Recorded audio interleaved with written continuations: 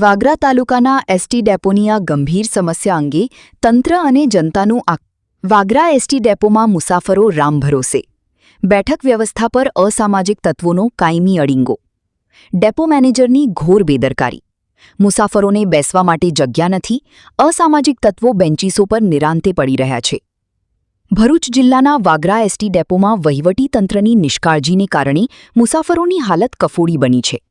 ડેપોમાં મુસાફરોની સુવિધા માટે રાખવામાં આવેલી બેન્ચીસો પર મુસાફરોને બદલે અસામાજિક તત્વો અને રખડતા તત્વોનો કાયમી જમાવડો જોવા મળી રહ્યો છે.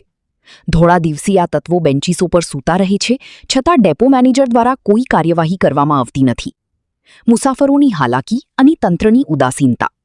ડેપો પરિસરમાં મુસાફરોની બસની રાહ જોવા માટે ઊભા રહેવું પડી છે. વૃદ્ધો, મહિલાઓ અને નાના બાળકોની બેસવા માટે એક પણ સીટ ખાલી મળતી નથી, કારણ કે આ બેન્ચીસો પર અસામાજિક તત્વોએ કબજો જમાવી રાખ્યું છે. નવાઈની વાત તો એ છે કે ડેપો મેનેજરની ઓફિસની નાકની નીચે આ બધું ચાલતું હોવા છતાં તેઓ મૌન સીવી રહ્યા હોય તેમ લાગે છે. જાણે ડેપો મેનેજરની આ તત્વોની કોઈ ડર જ ના હોય તેવી સ્થિતિ સર્જાઈ છે. સલામતી સામે મોટું જોખમ.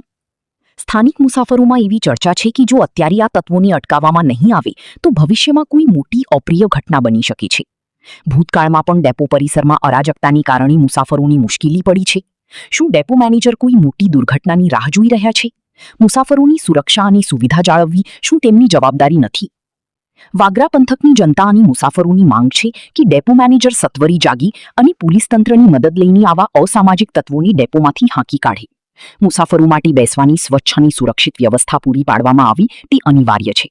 જો આગામી દિવસોમાં સ્થિતિ નહીં સુધરે તો ઉચ્ચ કક્ષાએ રજૂઆત કરવાની છે.